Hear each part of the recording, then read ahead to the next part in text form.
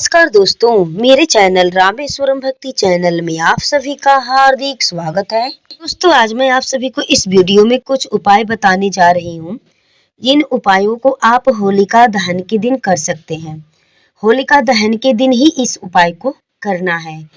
तो आइए जानते हैं कि वो उपाय कौन-कौन से हैं जिन्हें आप होलिका दहन पे कर सकते हैं।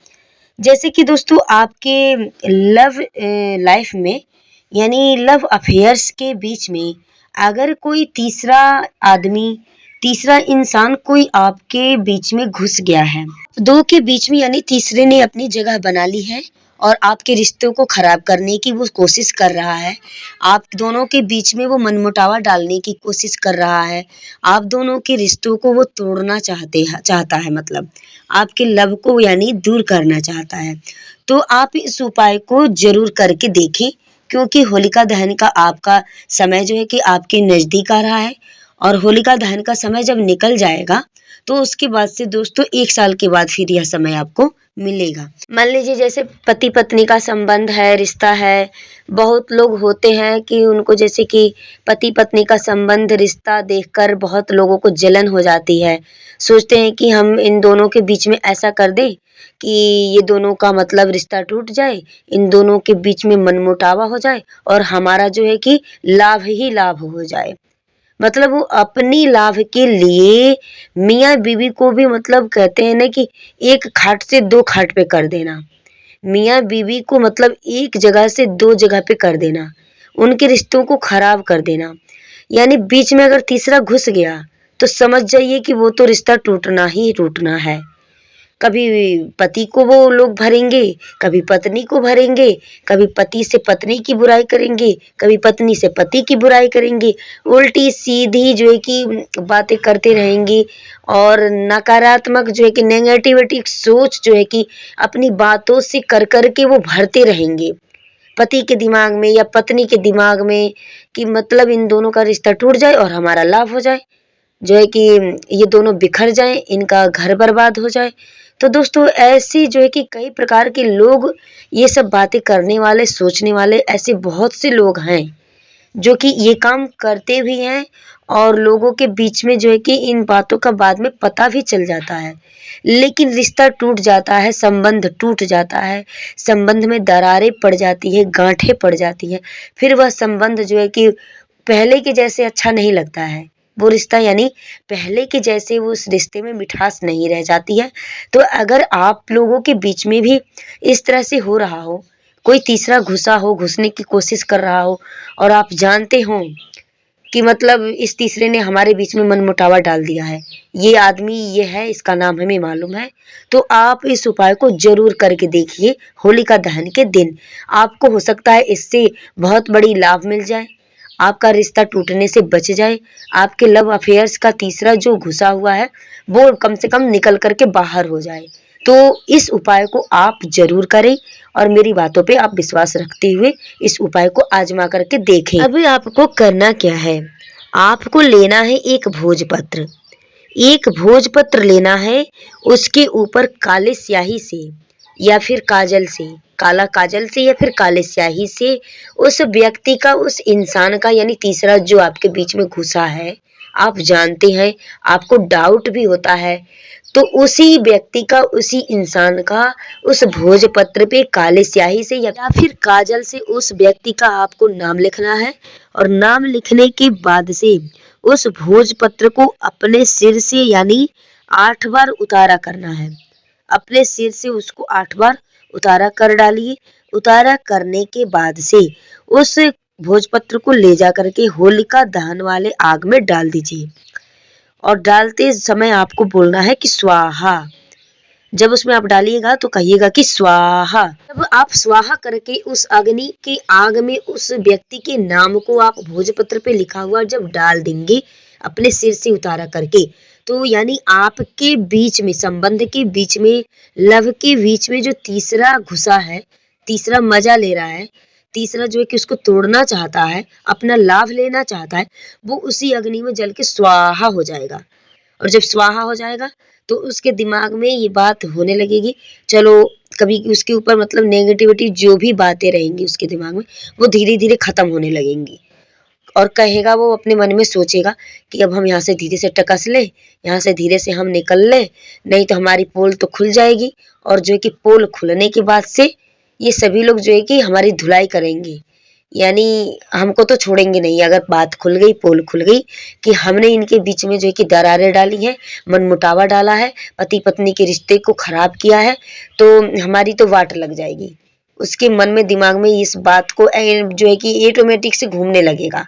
उसका नाम जब स्वाहा कर देंगे आप, तो वो आपके रिश्ते के बीच से हटने लगेगा, धीरे धीरे वहां से कटरने लगेगा।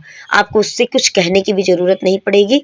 और कहते हैं कि सांप भी मर जाएगा और लाठी भी नहीं टूटेगी। तो इस उपाय को आप लोग जरूर करके देखेंगे। दोस्तों, बहुत मतलब देखने में ऐसा मिलता है, पति पत्नी के संबंध टूट गए, किसी का लव है, दोनों का लव है, तो उस लव के बीच में कोई तीसरा घुस गया, तो उनमें मनमुटावा डाल दिया, उनका लव जो है कि खत्म कर दिया, उनके प्यार को मतलब भ्रष्ट कर दिया एकदम से। ये सब बहुत मतलब बुरी बात है। तो इन सभी नेगेटिविटी, बुरी बातों से बचने के लिए आप इस उपाय को जरूर करिएगा। कि दोस्तों, कोई भी रिश्ता हो, बड़ा ही अनमोल रिश्ता होता है। और पति पत्नी का तो रिश्ता मतलब जन्मों जन्म का अनमोल होता है, संबंध होता है।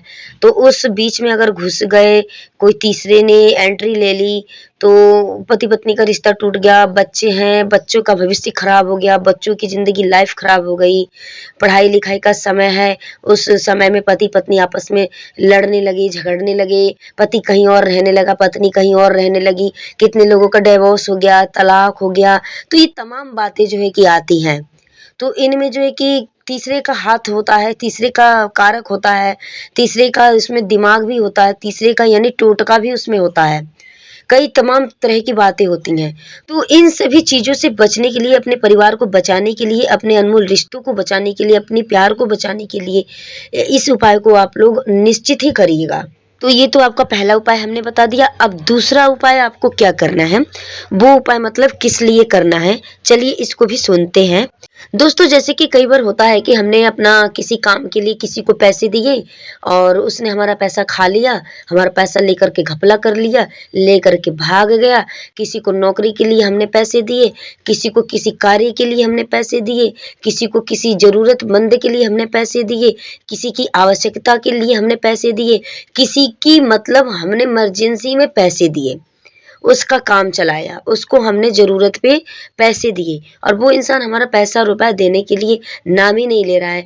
हड़पने का एकदम से उसका विचार बन गया है कि हम देंगे ही नहीं इनका रुपया पैसा, हम लौटाएंगे ही नहीं। बहुत से लोग होते हैं ऐसे कि दूसरे का खा लेते हैं, दूसरे का लूट लेते हैं और देने का नामो निशानी नहीं लेते हैं। आपसे आंखें चुरा कर भागने लगेंगे, आपसे बातें करने में भी वो लोग कतराने लगेंगे। आप जिस रास्ते से जाएंगे उस रास्ते से वो लोग रास्ता चेंज करके ही मतलब चले जाएंगे, ताकि हम उनके सामने न पड़े, ना ही वो हमसे रुपए मांगे, पैसे मांगे, ना ही हमको उन्हें देना है, लौटाना है। तो इस तरह से भी लोग पड़े हुए हैं और तमाम लोगों के साथ में ये बातें होती हुई हैं, देखने में भी मिलती हैं, नजर में, आपकी नजर में।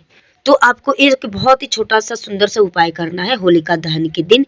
अब करना क्या है, इसको आप लोग सुनिए। एक अनार की लकड़ी ले लीजिएगा। अनार की कलम होती है, जो पहले के मतलब पढ़ाई में लोग लिखते थे कलम दवात से, उसी तरह से एक अनार की लकड़ी ले लीजिएगा। और वो लकड़ी आपको किसी पूजा पाठ वाले सामान जहाँ पे बिकते हैं ना, उस जगह पे आपको वो लकड़ी मिल जाएगी, जिसको दुकान को बोला जाता है कि पसारी का दुकान। पसारी का दुकान पूछ करके आप जाएंगे तो उस दुकान पर आपको अनार की लकड़ी, अनार की कलम मिल जाएगी कहेंगे तो।